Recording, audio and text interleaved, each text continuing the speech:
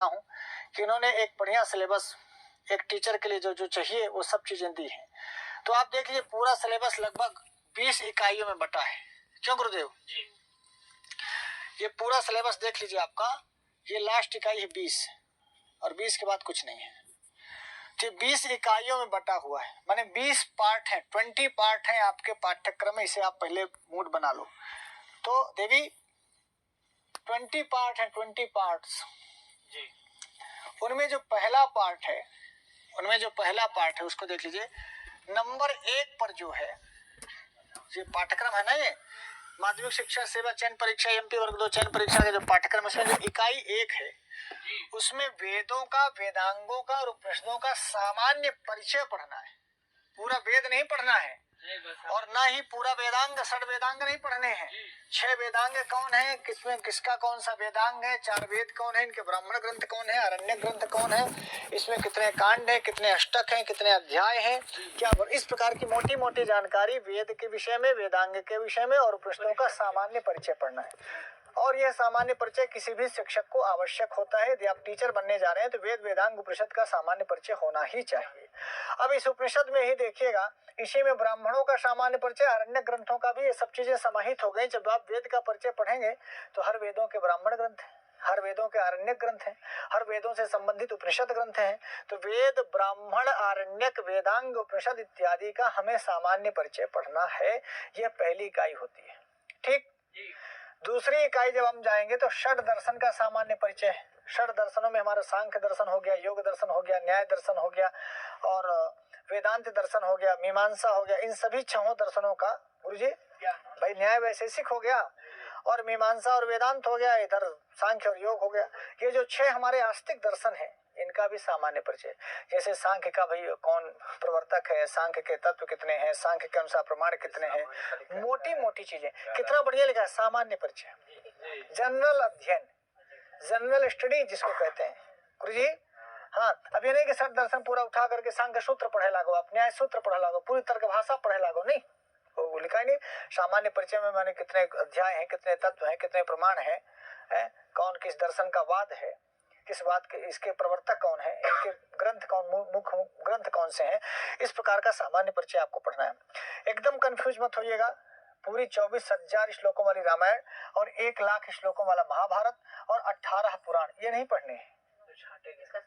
इसमें लिखा है कि रामायण महाभारत पुराणों का सामान्य परिचय इकाई नंबर 3 में पढ़ना है कि रामायण के लेखक कौन है, रामायण में कांड कितने हैं, रामायण सीताहरण किस कांड में है, इसके नायक कौन है, नायिका कौन है, इनमें रस कौन है। इस प्रकार की जो सामान्य परिचय चीजें हैं कि सप्तसाहस्री संहिता किसे कहते हैं, चतुर्विंशति सहस्त्री संहिता किसे कहते हैं, पुराण कितने हैं, पुराणों के लेखक कौन है, इस प्रकार की चीजें आपको रामायण महाभारत और पुराणों का भी सामान्य परिचय पढ़ना है। तो देखिए, इकाई 1 में वेदों का सामान्य परिचय यानी वैदिक वाङ्मय, इकाई 2 में दर्शन का वाङ्मय और इकाई 3 में हमारे आर्ष काव्य, राइट।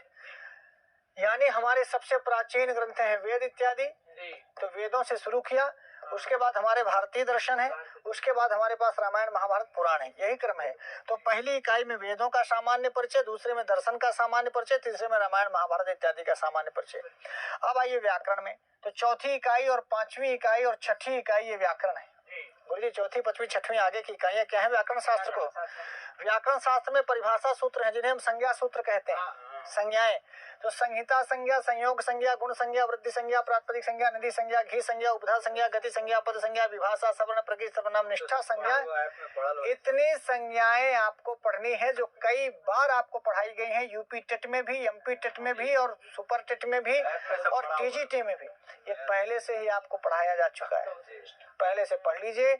इस बार हम अपने कुछ एमपी की टीम जो हमारे यहाँ के मध्य प्रदेश की तैयारी कर रहे हैं एमपी वर्ग 2 की, उस टीम को भी मैं लगाऊंगा और पूरी किताब, पूरा नोट्स आपको दूंगा अक्षरशः। छुटे रहिएगा और गुरुजी चूकना नहीं, अब मत चूको चौहान। सिलेबस आ गया है, अब तो हम लोग बादशाह हो जाएंगे, अब तो धुरंधर बन जाएंगे। हम लोग तो सिलेबस का ही इंतजार करते हैं कि तुम सिलेबस बताओ, हमें ये बताओ कि सिलेबस क्या पढ़ना है। हम पढ़ाने के लिए आपको पूरी टीम लगाएंगे, मैं खुद लगूंगा और आपको बहुत अच्छी तैयारी हो जाएगी ऐप में, ऑनलाइन के माध्यम से, और खूब सारा क्वेश्चन भी दे देंगे। यदि आप पूरी कक्षाएं बस करते रहे ना तो पक्का पक्का आपको हो जाएगा। और कुछ है नहीं इसमें, और खासकर मध्य प्रदेश के हैं तब तो कहना ही क्या है। वैसे भी जनरल सीटें भी हमारे साथी बताएंगे कितना है, हमें बहुत जानकारी तो नहीं है, पर पर्याप्त सीटें हैं। अब तुम्हारे लिए 1000 सीटें, तुमको चाहिए 1 सीट, तो 1 सीट पे अपनी बात सोचो। एक और सीट ना हो तब चिल्लाओ। हाँ, हमारे साथी कहें केदार भैया कहेंगे सर परिभाषा सूत्र में इतने संज्ञा सूत्र हैं, संधि में स्वर संधि, व्यंजन संधि, विसर्ग संधि पढ़नी है, ठीक है, मूल संधि सब पढ़ा के रखे हम। समास में व्ययी भाव, तत्पुरुष समास, कर्मधारय समास, द्विगु समास, द्वंद्व समास, बहुब्रीहि समास अभी ताजा ताजा पढ़े और अभी पढ़ ही रहे हैं। इसके बाद भी आपको क्वेश्चन आंसर वगैरह बता देंगे, पहले से ही ऐप में पढ़ा हुआ। अभी देखिए 7वीं और 8वीं इकाई भी व्याकरण की है, तो यानी 3 इकाई के बाद चौथी इकाई में संज्ञा सूत्र, 5वीं में संधि और 6वीं इकाई में समास और संज्ञा सूत्र, संधि, समास। और फिर 7वां 8वां 9वां देख लो, 7वें में है शब्द रूप और 8वें में है धातु रूप। तो 7 में है राम का रूप, लता का रूप, हरि का, भानु का, मातृ का, पितृ का, वारि का, किम का तीनों लिंगों में, अस्मद युष्मद का और सर्व का तीनों लिंगों में, तत् का तीनों लिंगों में और मनस और विद्वस। तो गिने गिनाए भैया 1 2 3 4 5 6 और ये हो गया 7, ये हो गया 8, ये हो गया 9, ये हो गया 10, ये हो गया 11, ये हो गया 12 और ये हो गया 13 14 तो है। केवल 14 शब्द रूप आपको पढ़ने हैं और 14 भुवन एक पति होई, चतुर्दश लोकों में आप विजय प्राप्त कर लेंगे। 14 शब्द रूप आपको पढ़ना गिने गिने। और देखिए धातु रूप में भी परस्मैपदी आत्मनेपदी दोनों इसमें दिया है। तो तप धातु है, तपति तपता, शुच धातु है, नि धातु है, भज है, पठ लिख, यज, सेव, मुद, शुभ, वृत, लभ और जन। देखिए लभ और जन ये वृत्त जो है ये सब आत्मनेपदी है। वर्तते वर्तेते वर्तन्ते, लभते लभेते लभन्ते। तो अब आप देखिए 1 2 3 4 5 6 7 8 9 10 11 12 और 13। उधर 13 14 है, इधर भी 13 है। और लट लिट लंग लोट विधिलिंग ही पढ़ना है, 5 लकार पढ़ना, 10 लकारों में रूप होते हैं। तो ये आपको गिने चुने 13 तो है और आपकी पूरी इसी में पढ़ने में। अब ये नहीं हम कहेंगे कि 13 ही हो जाएगी 13 रूप पढ़ने में, ये हम काहे कहें भैया, 13 तो आप पढ़ ही सकते हैं। मैंने 13 पढ़ना तो एक दिन में पढ़ेंगे तो 13 तो पढ़ लेंगे, 13 दिन में पढ़ लेंगे हैं। तो ये एक दिन में भी यदि 1 शब्द रूप आप पढ़ते हैं धातु रूप तो भी आप पढ़ लेंगे। अब देखिए अब ये है, अब ये उपसर्ग प्रत्यय। तो इसमें देखिए तो अव्यय उपसर्ग तो कुछ अव्यय कुछ उपसर्ग। प्रत्ययों में क्त्वा लेप तुमुन शत्रिशानस तब्य तनियर टाप गीप गीस गिन। तो टाप गीप गीस गिन ये स्त्री प्रत्यय है, क्त्वा लेप तुमुन शत्रिशानस तब्य तनियर ये कृत प्रत्यय है। इतने गिने चुने प्रत्यय ये सब आप जानते हैं, तद्धित है ये नहीं है। तो मेरे ख्याल से अव्यय में कुछ अव्यय और 22 उपसर्ग है, उपसर्ग पढ़ना कहा। 22 तो ये 23 आप पढ़ ही नहीं सकते हैं। तो और ये भी जो आपकी सुरभि किताब है एमपी की सुरभि संस्कृत है कक्षा 6 7 8 वाली सुरभि आप पढ़ाएं, खासकर जो अतिथि प्रवक्ता है, अतिथि गेस्ट लेक्चरर हो रहे हैं, जो गेस्ट लेक्चर में पढ़ा रहे हैं वो सब पाठ पढ़ाए होंगे। और यदि आप पढ़ाए हैं तो आपकी 18 19 20 वाली इकाई तो अपने आप तैयार है ना। वहाँ की किताब भी आपको पढ़नी और उसी की किताब में जो अव्यय है, उसी की किताब में जो उपसर्ग है और उसी किताब में जो प्रत्यय है उनको पहले पढ़िएगा है। माने आपके एमपी की सुरभि की पुस्तक में जो अव्यय उपसर्ग इत्यादि है पीछे शेमसी वगैरह में या सुरभि वगैरह में, उनको पहले पढ़ लीजिएगा। ये जो आपका पाठ्यक्रम है उसी को टाइप करके हमने बनवाया है ताकि आपको समझिए, हमने अलग से नहीं लिखा है। इकाई 10 में आइए भैया, इकाई 9 के बाद व्याकरण खत्म, इकाई 9 तक व्याकरण चला गुरुजी। अब यहाँ से आया संस्कृत साहित्य के कवियों का सामान्य परिचय। ये संस्कृत साहित्य का इतिहास है, समझ गए। माने पहली दूसरी तीसरी इकाई में, पहली इकाई में वेद, दूसरे में दर्शन और तीसरे में रामायण महाभारत, फिर चौथी पांचवी छठवीं सातवीं आठवीं नौवीं इकाई में व्याकरण, उसमें संधि हो गया, संज्ञा सूत्र हो गया, समास हो गया, इस तरह के प्रत्यय हो गए, शब्द रूप हो गया, धातु रूप हो गया ना। अब देखिए संस्कृत साहित्य में कवियों का जो परिचय पढ़ना है, कालिदास का, भास का, भवभूति, भारवी, माघ, बाणभट्ट, दंडी, अंबिका दत्त, व्यास, इतने कवियों का कब जन्म हुआ, कौन माता है कौन पिता है, इनके ग्रंथ कौन है, कितनी किताबें लिखे, कितने नाटक हैं, कितने महाकाव्य हैं, इस प्रकार का सामान्य परिचय पढ़ना है।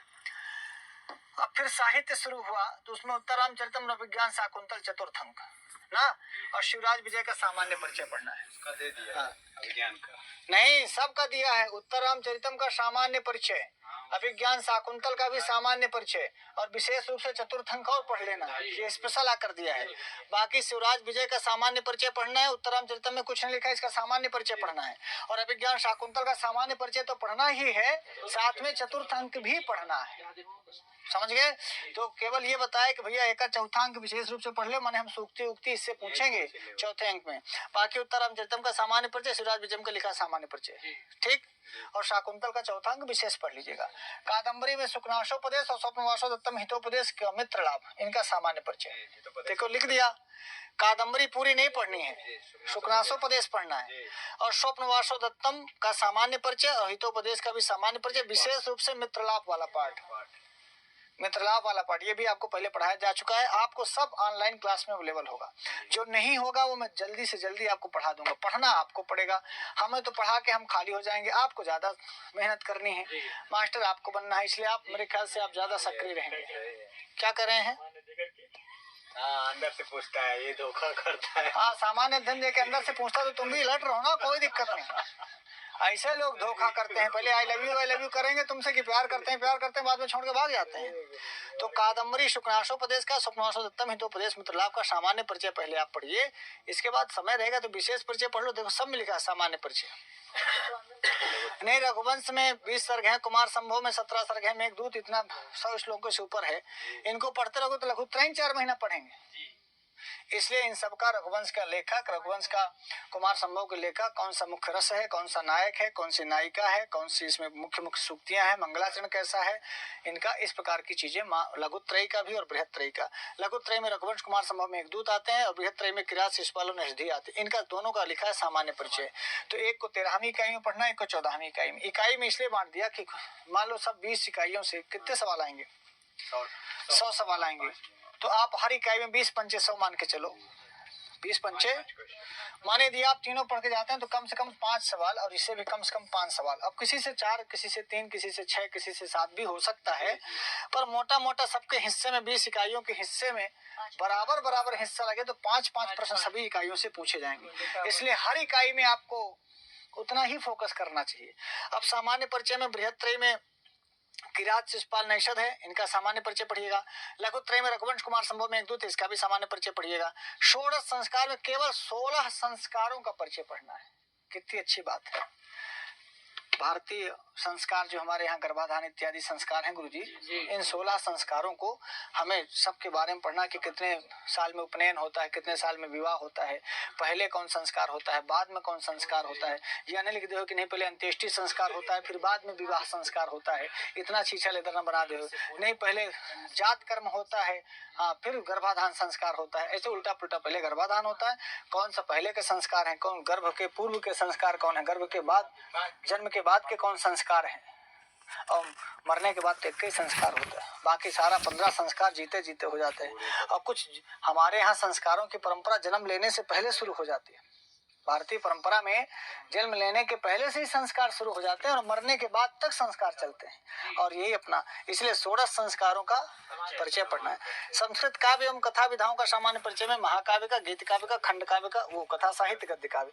ये महाकाव्य का उद्भव विकास, गीत काव्य का उद्भव विकास, गद्य काव्य और कथा साहित्य का उद्भव विकास, ये भी संस्कृत साहित्य का इतिहास है। कौन कौन मुख्य महाकाव्य है, कौन गीत काव्य मुख्य है, गद्य काव्य कौन मुख्य है, कथा साहित्य में कौन मुख्य ग्रंथ है, उनके लेखक कौन है, इस प्रकार की चीजें आपको महाकाव्य, गीत काव्य, गद्य काव्य, कथा साहित्य के में पढ़ना होगा। अब ये देखिए, फिर एक व्याकरण की इकाई इधर आ गई, कारक और उपपद विभक्तियों का सामान्य परिचय। उपपद विभक्ति माने नमा, स्वस्ति, स्वाहा इत्यादि के योग में जो विभक्ति लगती हैं, और कारक माने जो कर्म कारक में द्वितीया लगती है, करण में तृतीया लगती है, संप्रदान में चतुर्थी लगती है। इस प्रकार से आपको 17वीं इकाई जो संधि समास आप वहां पढ़ रहे थे, तो वहां कारक भी जोड़ लेना। माने अव्यय पढ़ना है, उपसर्ग पढ़ना है, और संधि पढ़नी है, समास पढ़ना है, कारक पढ़ना है, और संज्ञा प्रकरण में कुछ संज्ञाएं पढ़नी है, ठीक है। और शब्द रूप पढ़ना, धातु रूप पढ़ना, थोड़ा सा प्रत्यय पढ़ना, और बहुत सिंपल चीजें। किसी भी विद्यालय में शिक्षक होने के लिए ये चीजें जाननी ही चाहिए। अब आप इतना शब्द रूप भी नहीं जानेंगे, इतना धातु रूप भी नहीं जाने, व्याकरण नहीं जानेंगे, सामान्य परिचय नहीं जानेंगे, तो फिर कौन है बात का मास्टर।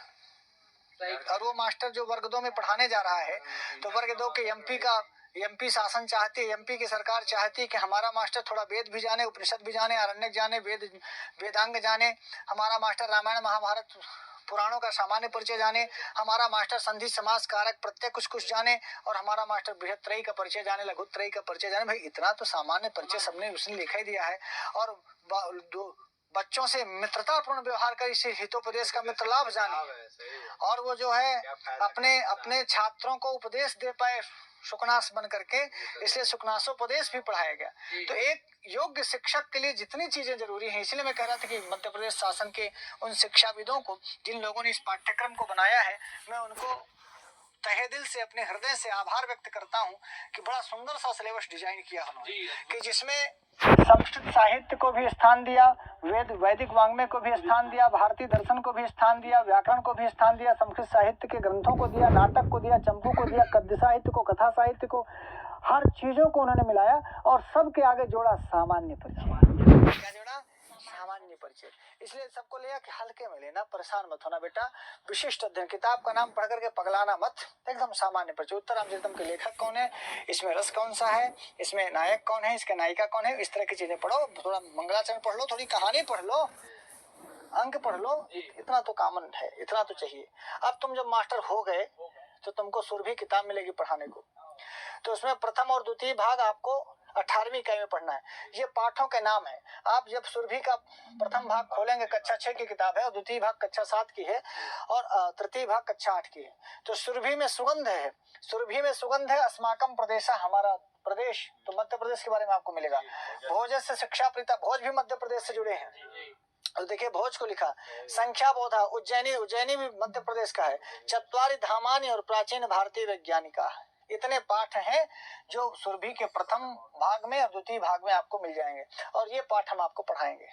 यहीं से हम अपनी शुरुआत करेंगे, क्योंकि इसके पहले की बहुत सारी चीजें पढ़ाई गई हैं, और मध्य प्रदेश में पहली बार हम आपको सुरभि पढ़ाएंगे। संडे बीत जाने दीजिए, सोमवार से हम लोग आपके लिए एक समय डिसाइड कर लेंगे, और सभी बच्चों के लिए ऑनलाइन क्लास हम लोग आज ही डिजाइन कर देंगे। और मैं इसलिए बार बार कहता हूँ कि ऑनलाइन क्लास ले लेना चाहिए, क्योंकि ऑनलाइन ले लेंगे, कुछ पैसा खर्चा कर देंगे तो रोज पढ़ेंगे। नहीं, फ्री के चक्कर में मास्टरी का मौका हाथ आया है, तो जो भी 1000-2000 फीस हो, जितने भी फीस होगी आप बात कर लीजिएगा, बहुत थोड़ी फीस है। अब सुरभि प्रथम द्वितीय भाग अस्माकम प्रदेशा भोजस्य शिक्षा प्रीता संख्या बोध उज्जैनी दर्शन चत्वारि धामानि प्राचीन भारतीय वैज्ञानिका, ये पाठ हो जाएगा। और सुरभि तृतीयो भागा, सुरभि तृतीयो भागा, तो उसमें जो तीसरा भाग कक्षा 8 की किताब है, वो कालज्ञो वाराह मीरा अहम ऊर्जा अस्मि चित्रकूटम नर्मदा देवी अहिल्या। चित्रकूट मध्य प्रदेश में भी है, उत्तर प्रदेश में भी है, और नर्मदा भी मध्य प्रदेश में है, और देवी अहिल्या भी मध्य प्रदेश से जुड़ी हुई हैं। वाराह मीर अहम ऊर्जा अस्मि, बहुत सारी चीजें पाठ जो तृतीय भाग आप पढ़ेंगे सुरभि के कक्षा 8 की किताब, ये सब पढ़ेंगे। और शेमुषी, ये सीबीएसई की बुक है, प्रथम द्वितीय भाग, सिकता सेतु शुचि पर्यावरणम सुभाषिता ने विचित्र साक्षी भूकंप विभीषिका, ये सारे पाठ पढ़ाए जा चुके हैं। फिर से एक बार हम आपको इसको दे देंगे। ये 20 इकाइयों में बटा हुआ सिलेबस है। आगे ऑनलाइन क्लास से जुड़ने के लिए आपको इस ऐप को डाउनलोड करना होगा। प्ले स्टोर से संस्कृत गंगा ऐप डाउनलोड कर लीजिएगा, संस्कृत गंगा ऑफिशियल ऐप। इस प्रकार से एक व्यक्ति की फोटो लगी होगी, पहचान लीजिए, नाम लिखा होगा, और इसी वाले ऐप को डाउनलोड करिएगा, और इसी में आपको सभी कक्षाएं मिलेंगी। अभी जो फीस है वो अगले सप्ताह फीस डबल हो जाएगी, तो अभी भैया जितनी फीस है वो डबल हो जाएगी, इसलिए कि अब मिल गया है सिलेबस, और जितनी जल्दी हम लोग पढ़ा लेंगे, जैसे अपना पाठ्यक्रम पूरा कर लिए तो भाई साहब फीस बढ़ जाएगी। 2 महीना हो चाहे 1 दिन हो, 2 महीना पढ़ के आप नौकरी पाए, नौकरी तो पाएंगे ना। इसलिए पहले से हम आपको बता दे रहे हैं, जितनी जल्दी हो सके अभी आप, चूंकि आगे सोमवार को जो हमारी टेक्निकल टीम आ जाएगी, तो पहला काम वो फीसें बढ़ाएगी। तो अभी आपके लिए जो 1-2 दिन का मौका है, इसी में चौका लगा लो। बाद मना कहो कि गुरुजी हमारा वो फीस बढ़ गया, हमको पहले वाली फीस में दे दें। हम लोग तो वेट कर रहे थे ना, अब सिलेबस आ गया है, अब हमें क्या पढ़ाना है और आपको क्या पढ़ना है एकदम क्लियर हो गया है। अब तो हम लोग फटाफट पढ़ा देंगे, अब तो बहुत अच्छे से पढ़ते। फ्री के चक्कर में रहो, जल्दी से मास्टर बनना है, क्योंकि फ्री में तो मास्टरी न करवाए, मास्टरी के लिए पैसा पाओगे।